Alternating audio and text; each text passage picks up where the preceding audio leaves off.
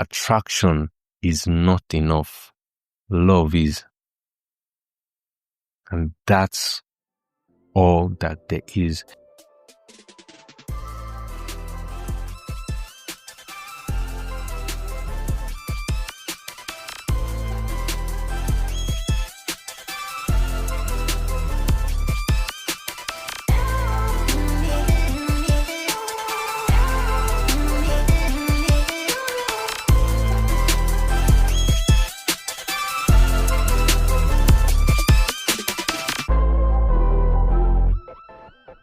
Welcome, guys, to another episode of The Unscripted Truth. In this episode, we'll be continuing on the question, is love enough? Short answer, yes. Long answer, it depends. Bracket, yes. Close your bracket. So in everything, is love enough? Yes. Take me anywhere. I'm going to say the same thing. And in the previous episode, I explained what love is, or I read to us from 1 Corinthians 13 about what love is.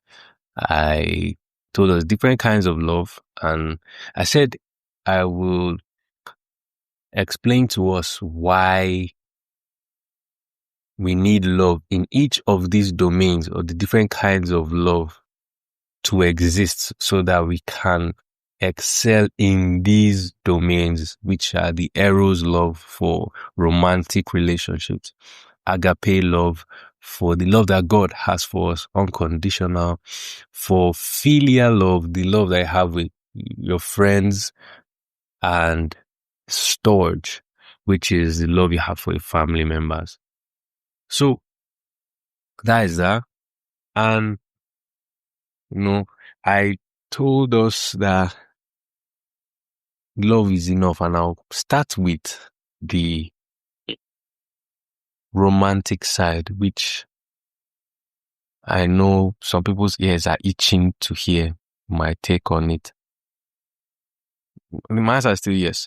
Although I have been on the wrong side, or on the bad side of this love thing, the romantic part. I still like the idea of love. I'm open to being loved and loving someone, whenever that may be. And I feel love is a beautiful thing. In the words of Davido, love is sweet, but when money enters, love is sweeter. Oh yeah, now. I like it. I like seeing people who are in love, although there's some extreme PDA that is disgusting. Please, those of you that do disgusting things with your spouse in public, I know she's your own. You people go home. You can't wait. She's not running. He's not running. You should go home and do that thing. Leave us. Stop pressing our neck. Although that one is not even oppression again. That thing is just whatever it is that people are doing. I'm talking from experience. I had a very, very, very bad experience that I don't want to experience again. But yes, but people who express their love in public, it's nice. I like to see it. I smile. I catch myself smiling when I see some kind of couple reels. Some others, like, people stop oppressing me, like, do not recommend. Swipe away. Because I cannot be distracted. I'm chasing something. But anyway, I still like it, whether I'm a human being. I know some people go through heartbreaks and say, oh, I'm not going to date anybody again or whatever. If I find my woman of God and, she's everything that I'm looking for, I'll chase her. Yes, I will. Because I like it. I'm not shy to say it. So, is love enough to sustain a romantic relationship? Short answer, still yes.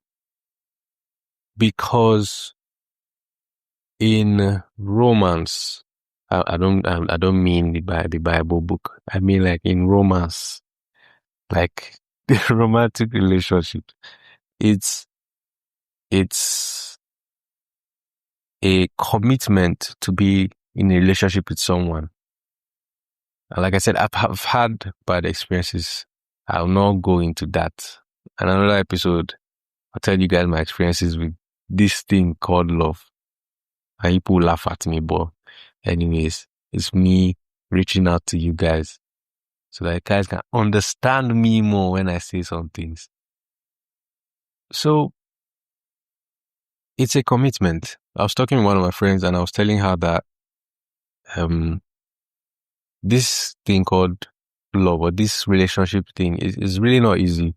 I think of it as like a job because it requires you to do certain things. If you do not meet that quota, you're fired. Means the relationship is broken. You cannot just be lackadaisical about the person you're in love with because they'll take it as you do not love them because you are not expressing that love. And the thing about a relationship is that the two of you must come together to agree. I have feelings for you, you have feelings for me. Okay, let's join our feelings and feel for each other. And you must do the right things.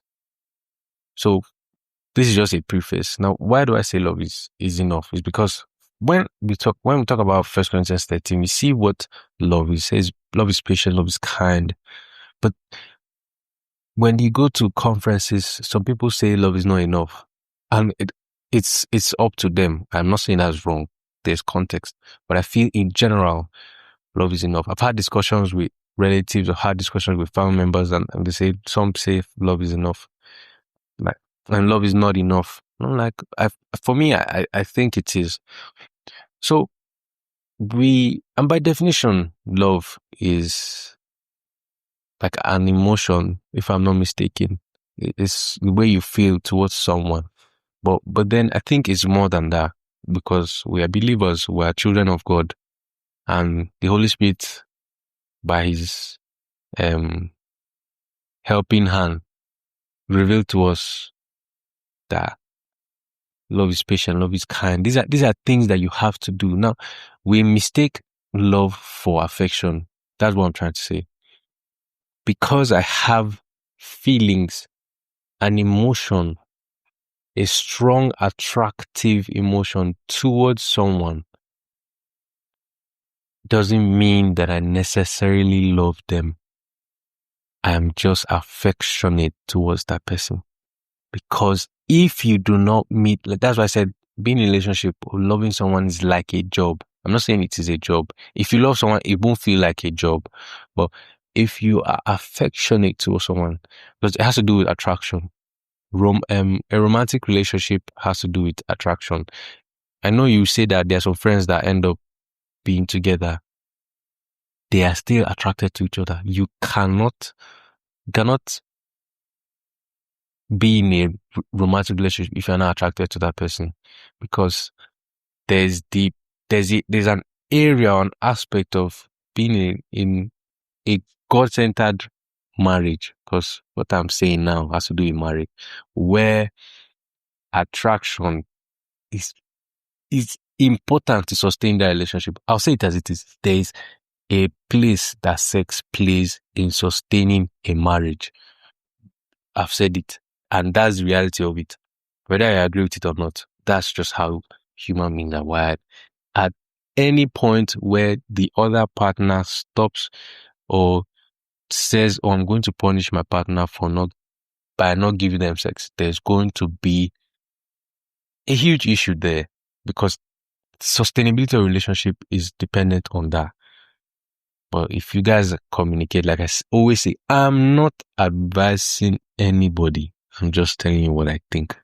But you can take what I'm saying with a tablespoon of salt. I did not force it, but can do whatever I want to do with this information. So, yes, attraction. So, we now mistake that for what love is. Now, like we've seen here in 1 Corinthians 13, love is patient, love is kind. It's not proud. It doesn't take, it doesn't celebrate wrongdoing, and so on and so forth. And I thank God, because I'll tell you guys a story. personal story. When I was in a relationship, I've been in one. Those of you that used to see me like I cannot even talk to girls. I've been in a relationship, a committed one to even say. But anyway, I was in one, and over the course of the relationship, there was a period where she was saying that um she doesn't know how she feels concerning about the relationship. She's having some doubts and all of that. And um I was in love. I was deeply in love. And you know, the Bible boy in me came out.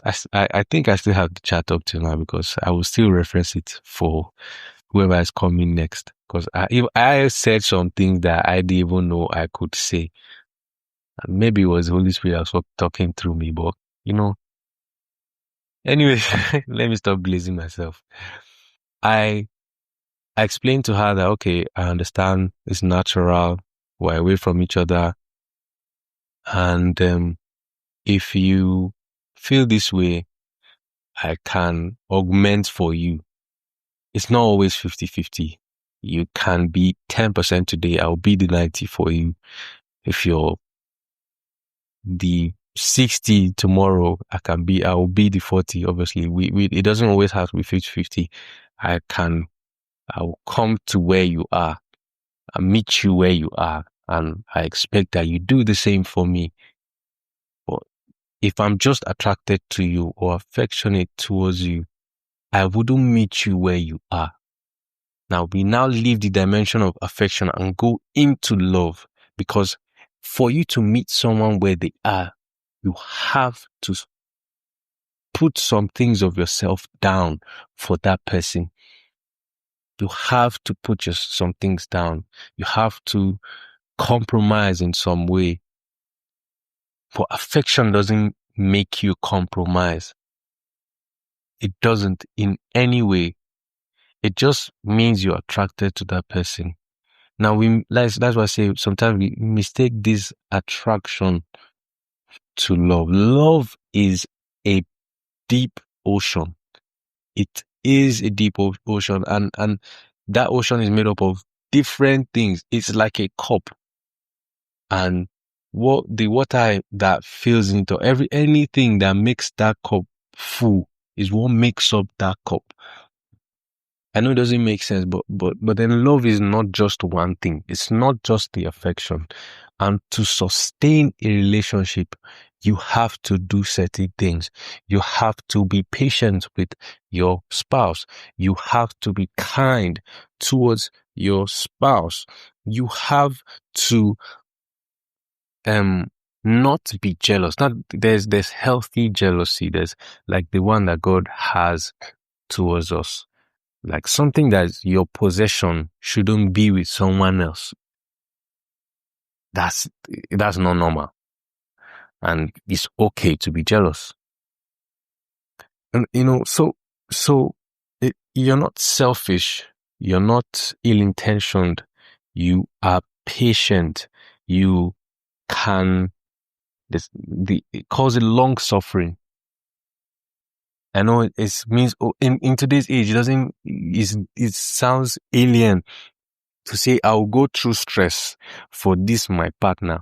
We preach, put yourself first, which I think is smart. Like you're trying to save your face. But I feel when you're starting to have when you've gone into a marriage, you don't even have anywhere to run to because you're breaking the law. But then people sin every day. But I'm saying you shouldn't fall into that category. There's the place for endurance for that person, the place for grace for that person. Now, like I say, I'm not advising you to stay within a relationship that is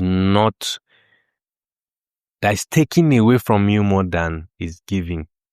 And when I mean that, I mean like extreme cases. Maybe there's abuse, maybe there's infidelity, and so on. You know what I mean. Please meet the church, your pastor, your family members. Don't listen to what I'm saying in this podcast. I mean, don't just take what I'm saying. Like, actually see people about it. But then aside that, there's grace to take something or take some hits from that person that you say you love. And all of that comes from the place of love. It's not just affection. Because if I'm affectionate to you and you do something for me, I can't just leave you like, guy, you're stressing me, move and go to the next one.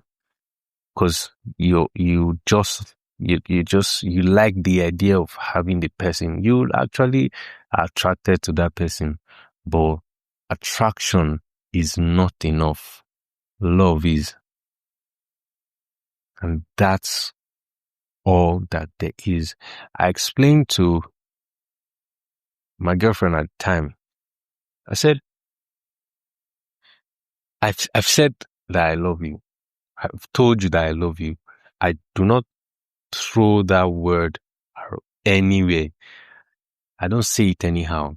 I can count the number of people who are not family members that I've told them that I love you. Like, genuinely, I've told them the words I love you. I can count it because I know what it means to say that thing. And when I mean it in a special way, because I love everybody. I'm a child of God. I'm supposed to. But when I say I love you, like, I can do these things for you. I will do it for you. I don't know if you get what I mean. Like, the affection also plays a part. I'm not saying nepotism, but some kind of favoritism I'll give you over the people outside is different. It's a different kind of love. So that's just the message for today. We've come to a generation where we preach that, oh, if you're always just giving, and you never receive anything back, then leave. And yes, leave. Oh, you thought I was going to say, oh no, say, leave that place.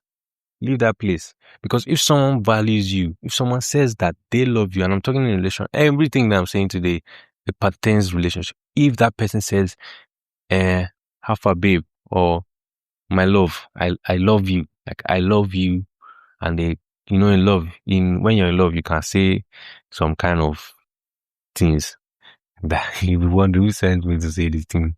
But, when they're trying to explain to you how much that they love you and they don't show it, then leave that place. Because the only way you can express love is by doing. You don't express love by saying you love that person. That's why love is not primarily an emotion. It is when you do the things, then you say you can love, or you love that person. The Bible did not say love is buying gift or collect or sending money or collecting money. You people that you equate love by how much someone has done for you. Yes, do that, but then that's also not, when I mean how much, I mean like actively giving you stuff. That's not what love is, oh. Please.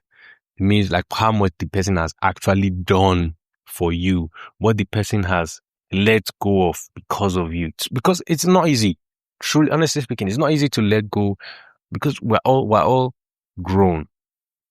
Please, if you're below the age of how will I say this? I won't even say 18 because it's still quite young. But then there's some mentally mature people. I cannot tell, but I feel if you're below the age of 18, please don't go into a relationship. People are joking with each other. Even the 18 self, you're still quite young. So,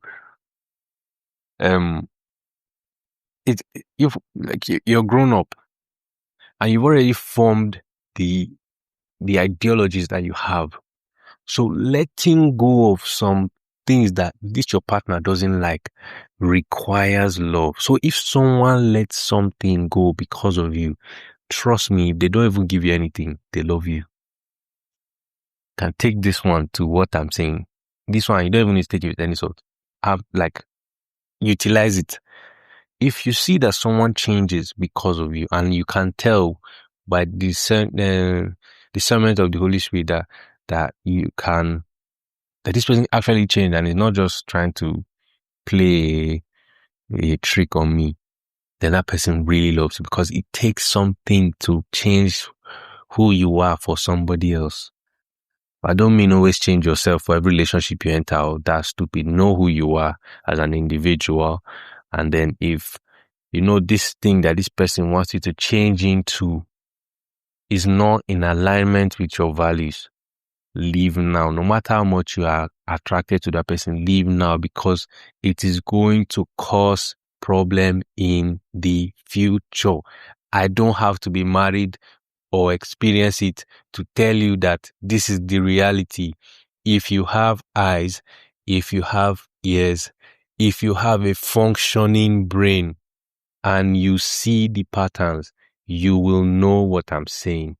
So if you're older than me and you're listening to what I'm saying and you think this is absolute like crap that this boy is saying, let him go and taste it first. You're right. Experience is the best teacher. Abi is a teacher. I don't believe it's the best, but he's a teacher. But I don't need to experience it to know what it is. Yes, now. It's true now. If I see someone being burnt, like alive, I don't need to say, okay, it's excruciatingly painful. I'll be rather, I know that it's excruciating. It's painful. I don't need to say, okay, put me on fire first. Let me taste it. You can see it. It's clear. So I don't need to be married or to be in a relationship right now to tell you that these are patterns. Yes. And then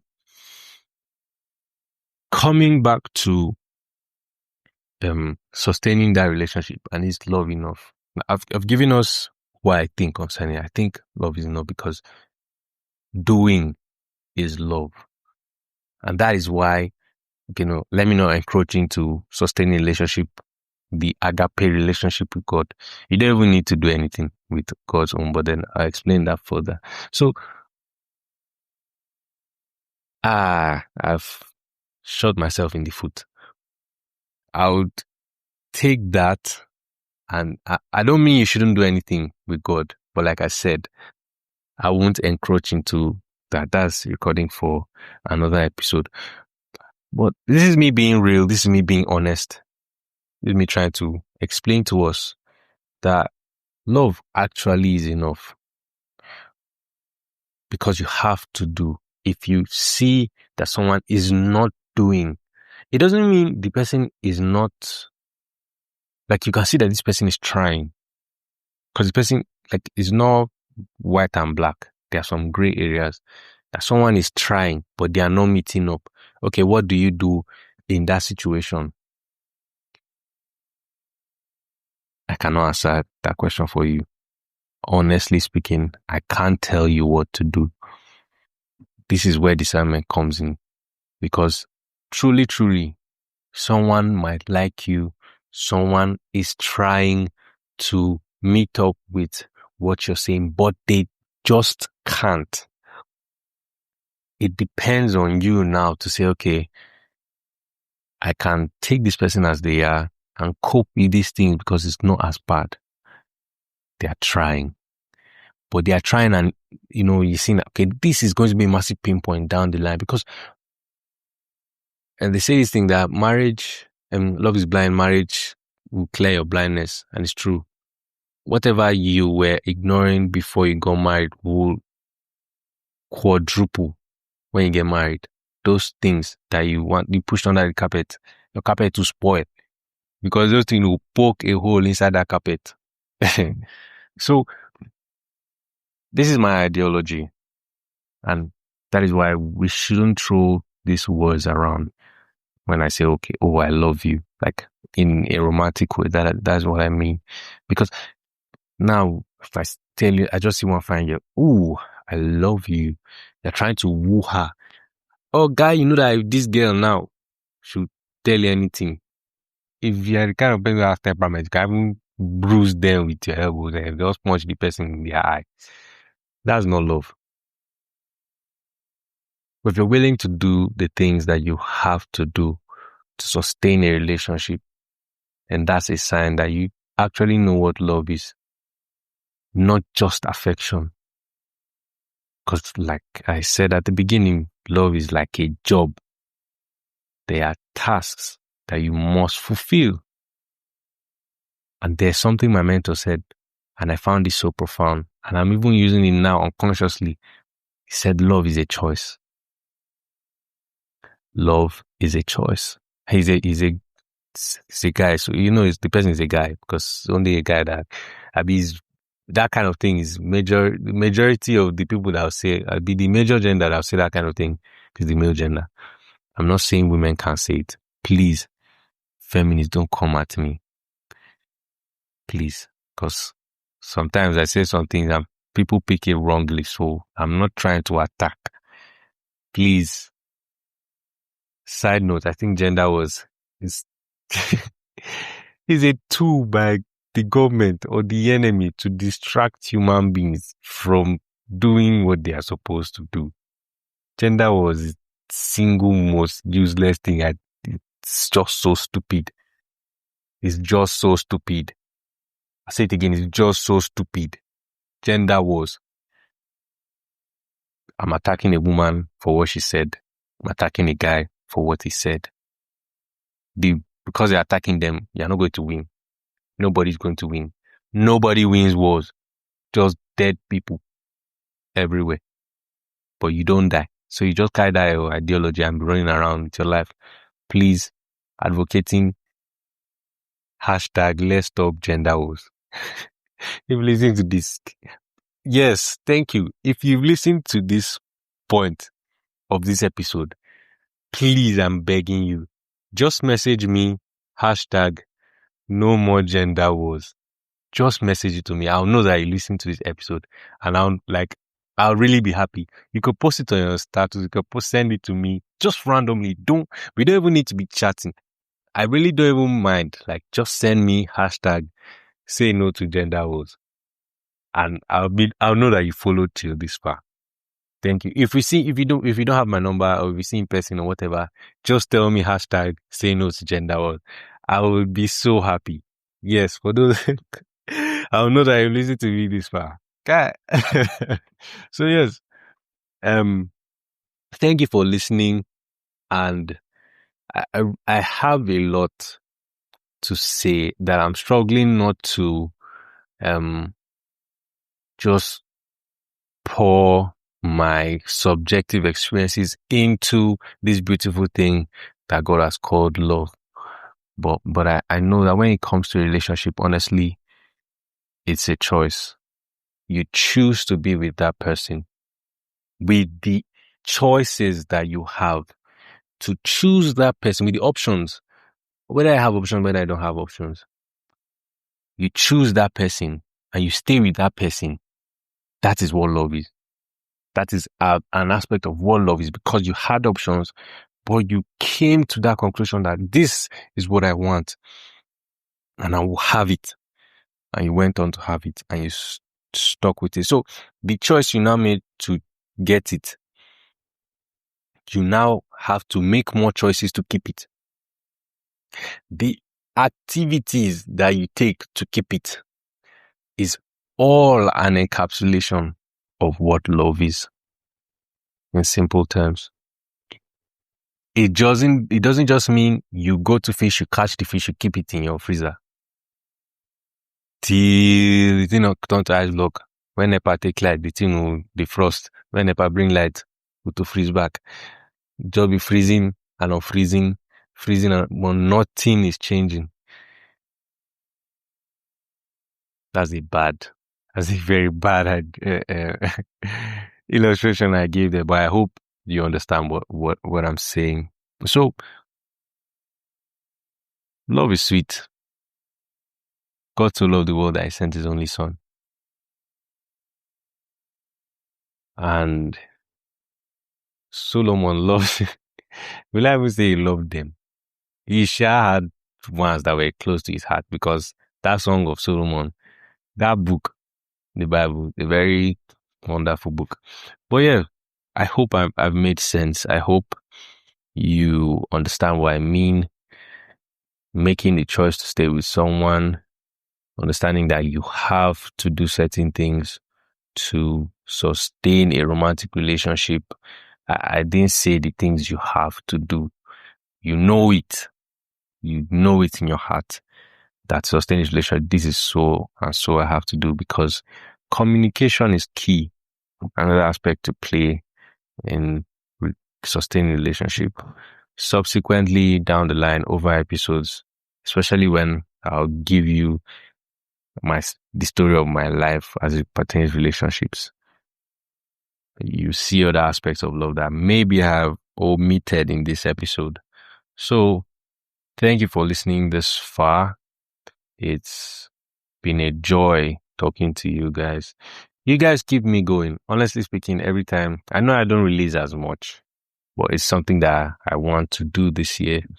And although the analytics are not as I want, it's still a joy that I have a constant listening base. So please share with your friends. You can discuss about it. Send it to someone. Tell that person to send it to someone. And I hope we grow as a community. Thank you so much for listening. And this remains The Unscripted Truth with Joshua Dodo. Bye.